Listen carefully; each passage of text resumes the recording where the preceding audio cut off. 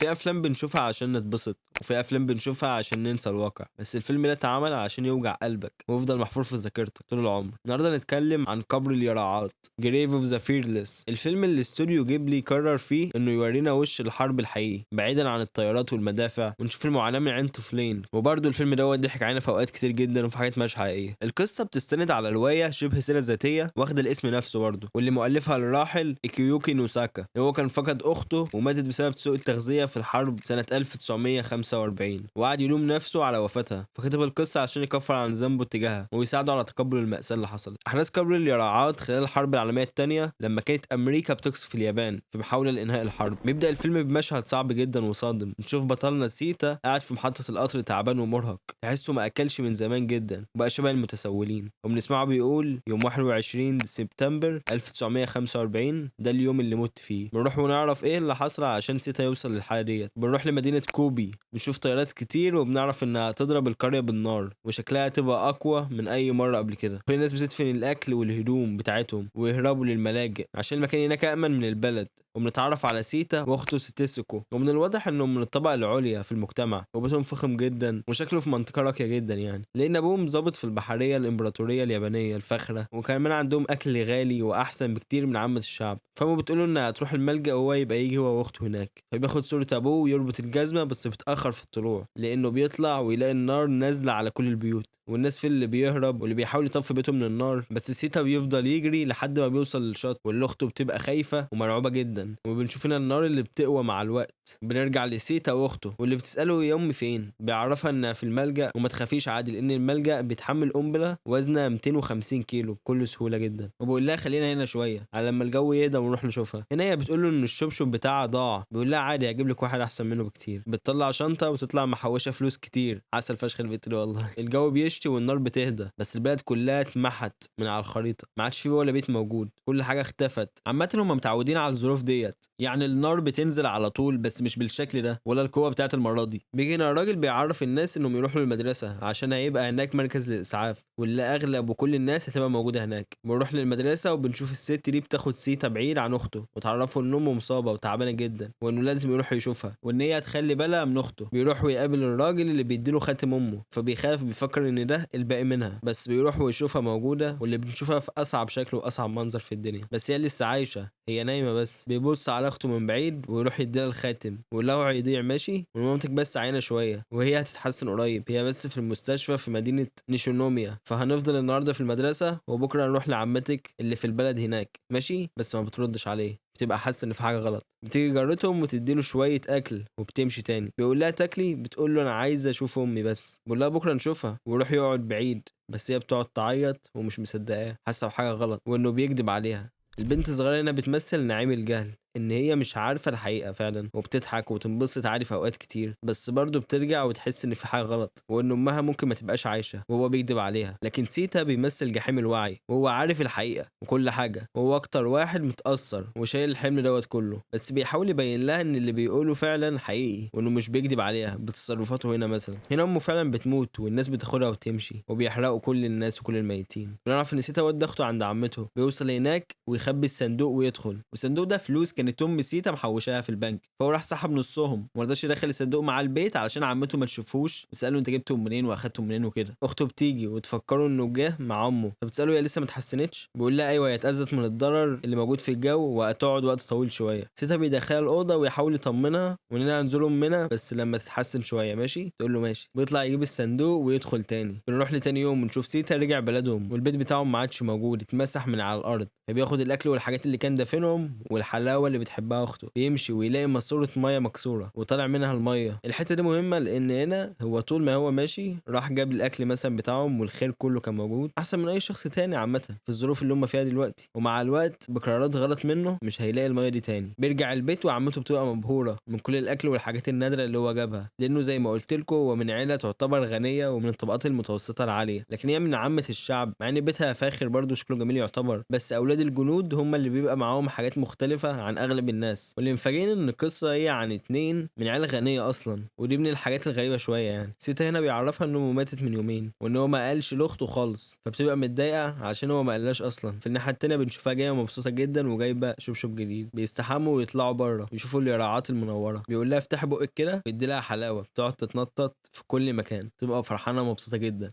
بيرجعوا البيت. في المشهد ده بنشوف عمتهم وهي بتاكل الاكل اللي في قعر الحله بشكل غريب جدا، واللي هي اصلا شكلها بتستغل سيتا عشان تاخد حصص واكل احسن بفضل شغل ابوه في البحريه يعني. وده بيخليها شخصيه متصنعه ومتعجرفه، بالذات انها بتقعد تتكلم كتير عن قد ايه الاكل بقى نادر جدا. بس بالرغم من كل ده عمتهم كانت معاملتها تعتبر كويسه قبل ما تعرف ان امهم ماتت، عشان هي قالت هيقعدوا معايا بس شويه وهيرجعوا لامهم يعني عادي. بس بعد لما عرفت الحقيقه بقت مستاءه جدا من سيتا، عشان هو بيقعد يلعب مع اخته ومنشغل بيها طول الوقت بدل ما يروح المدرسه مثلا او يشتغل. بس هو بيفهمها ان المدرسه اتدمرت خلال الحريق، فبتساله عن ابوه، بيقول لها ان هو بعت له رساله بس هو ما ردش عليا. والغريب برضو ان هي بعتت له رساله هو ما ردش عليها. ركزوا بقى في الحته دي كويس جدا. هنا هم قاعدين ياكلوا عادي، فسيتا بيدي لها الطبق. شوف هنا الكميه اللي بتحطها للواد، وشوفوا الكميه اللي بتحطها للبنت ديت قد ايه برضو. شايفين الفرق؟ الست دي محتاجه كده حد يدي لها على دماغها كده وتفوق كده شويه يعني، لانها هنا بدات تفرق بشكل ملحوظ جدا بينهم، مع ان هم اصلا مساهمين في الاكل دوت بشكل كبير جدا. بنسمع انذار النار بيشتغل، بيروحوا الملجأ والبنت بتبقى مش عاجبها المكان والملاجئ، بتبقى زهقانه وتعبانه جدا. تاني يوم بيقول لها تيجي نروح البحر، بيروحوا يبقوا مبسوطين جدا عشان يحاول ينساها موضوع امها. وبنكتشف ان البنت الصغيره عندها طفح جلد في جسمها، فبتلاقي سلطعون وتقعد تمشي وراه لحد ما بتلاقي جثه واحد ميت متغطي. بس سيتا بيجي وياخدها ويبعدها. بيجي فلاش باك وبنشوفهم زمان لما كانوا كلهم مع بعض وحياتهم ماشيه بشكل كويس جدا. بنرجع بنشوف عمته بتقول له ان هدوم امه موجوده، وبما انها اصلا مش هتحتاجهم خالص نبيعهم ونجيب بثمنهم رز، وان الهدوم دي تجيب حوالي 15 كيلو رز. بس هنا اخته مش عايزاها تبيعهم وبتحاول تاخدهم منها، تقعد تعيط علشان ما تاخدهمش بس هو بيبعدها عنها. بنشوفها باعت الهدوم وبتديله نصيبه من الرز. اخته بتبقى قاعده زعلانه جدا. بعدين بنشوفهم بياكلوا هنا رز عادي جدا، بس بتدي لجوزها والبنت التانيه اكل مختلف عنهم. وبتلحس ايه ده يا جدعان، رزايه رزايه، انا مش فاهم ايه التصرفات الغريبه ديت بجد. وبتقعد تزعق لهم علشان طلبوا ياكلوا رز على العشاء بدل الشوربه، مع ان الرز اصلا هم اللي جايبينه من فلوسهم من هدوم امهم يعني هو اصلا بتاعهم. البنت بتقول لها بس ده مش عادل، الرز ده بتاعنا اصلا. هنا عمتهم بتقول للواد انت عندك قرايب كتير لامك صح، كلمهم وروح اقعد عندهم. بس هو اصلا مش عارف مكانهم فين. يعني ايه البجاحه دي بجد يا جدعان. بيركب القطر وبنعرف ان امه كانت محوشه 7000 ين في خزنه البنك، وبالفلوس دي هيقدروا يعيشوا مدى الحياه. وبعدين بنشوفه بيبعت لابوه رساله تانية، بيروح يشتري حاجات علشان هيعمل الاكل هو بنفسه بعد كده. هنا اخته بتاكل الحلاوه وبتخلصها كلها، فبتبقى عايزه تاني. بيقوم مالي الازازه ميه عشان تبقى ميه مسكره. عمته ما بيعجبهاش انهم بيسيبوا الاطباق بتاعتهم ومش بيغسلوها. وفوق كل ده كمان اخته بتقعد تعيط علشان امها، فبتبقى متضايقه جدا وتقعد تزعق لهم. في وقت تاني برضه كان قاعد يعزف على البيانو، وجيت بتقول له انت ما عندكش دم، ما ينفعش تبقى كده في وسط الاوقات دي كلها والحروب والكلام دوت. بصوا يا جدعان عندها حق الصراحه في الحته دي، هو زودها قوي بجد يعني. يا اسطى انت قاعد بتعمل ايه اصلا يعني؟ ما تروح شوف لك شغلانه ولا شوف ولا اعمل اي حاجه في الظروف ديت. ما ينفعش يبقى كده فعلا. المشكله ان سيتا هو عيل مدلل جدا بالنسبه لطفل عاش في زمن الحروب، وفوق كل ده مختار انه ما يتحملش المسؤوليه نهائي. ودي حاجه مستفزه جدا الصراحه. هم دلوقتي مش عايزين يقعدوا مع عمتهم تاني، فبيقرروا يعيشوا هنا في الكوخ. بياخدوا حاجاتهم ويمشوا يشتروا حاجات من الراجل العجوز عشان الكوخ. بما ان المكان في كوخ بقى ضلمه، فبيجيبوا اليرعات اللي بتنور ويسيبوها جوه الكوخ. تاني يوم بنشوفها بتحفر علشان تدفن الحشرات اللي ماتت، وبتقول له انها عرفت ان امها ماتت من زمان وعمتها قالت لها. فبتساله سؤال ليه اليرعات بتموت بسرعه، بس هو ما عندوش اي اجابه. بيجوا شويه عيال للكوخ ومفيش حد موجود فيه، وبيشوفوا ضفادع مجففه وحاجات غريبه جدا، واللي هم الحاجات ديت بياكلوها سيتا واخته. سيتا لما راح للراجل العجوز كان عايز يشتري رز بالفلوس، بس لازم ان الراجل عايز مقايضه مش عايز فلوس، عايز حاجه مقابل حاجه، عشان وقتها كانت الحرب قويه جدا وكانت المقايضه هي الحل المثالي. بس بينصحوا انه يروح للست اللي كان قاعد معاها وانه يسيب كرامته على الباب عشان انت محتاج دلوقتي لاي مكان تعيش فيه. بنشوفه ماشي والطياره بتضرب عليه نار، بس هو بينط في حقل الفاكهه ويقعد ياكل منها ويدي لاخته ويقعد يسرق منها كتير. وهم ماشيين البنت الصغيره بتقع منها البطاطس، شكلها متعفن وشكلها يعني مش صالحه للاكل نهائي. بنشوف الراجل واللي هو طلع جوز عمتهم سيتا بياخدها ويمشي ويطلع يجري. بنشوف سيتا بيسرح شعر اخته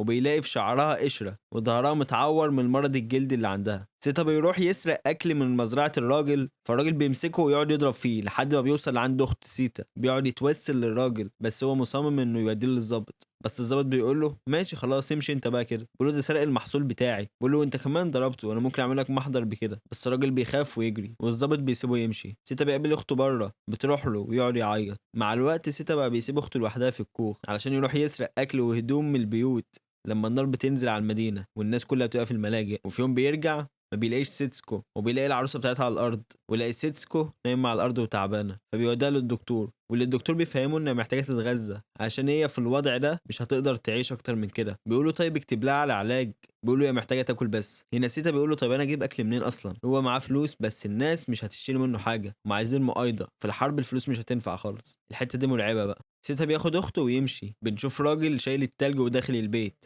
وعلى الارض بواقي التلج بياخدها وياكلها منه. ايه المنظر ده بجد يعني؟ فبتقول له ان هي جعانه جدا، بيقول لها خلاص انا هروح اسحب الفلوس بتاعتنا اللي باقيه في البنك واشتري لي كل اللي انت عايزاه. بس هي مش عايزاه يمشي، بتقول له مش مهم خليك جنبي بس، بيقول لها انا هروح بس مره واحده وما عدتش هسيبك تاني خالص. بيروح يسحب الجزء التاني من الفلوس اللي هو 3000 ين، عشان هو كان سحب الجزء التاني المره اللي فاتت. سيتا كان عنده كبرياء زياده، رفض انه يرجع لعمته وحاول يعتمد على نفسه وهو مجرد طفل وسط الحروب. قراراته كانت عاطفيه اكتر ما هي عقلانيه. سيتا هنا بيعرف من الناس في البنك ان اليابان استسلمت خلاص وابوه غالبا مات، بيرجع يجري علشان اخته، بيدخل الكابو ويقول لها انا جبت الاكل اهو هعمله لك بس على طول. بس اخته طول المده اللي هو كان غايب فيها اكلت قطع من الرخام من كتر الجوع، بيقول لها انا جبت لك الحلاوه اللي بتحبيها، ويلاقيها كانت بتاكل طوب، وبتقول له انا عملت لك كور رز اهو. اوف يا جدعان، هو ايه ده يعني؟ بياكلها من البطيخ ويقول لها انا هسيبه جنبك دلوقتي، هعمل الاكل بس وجاي لك. وسيتسكو في الاخر بتقول له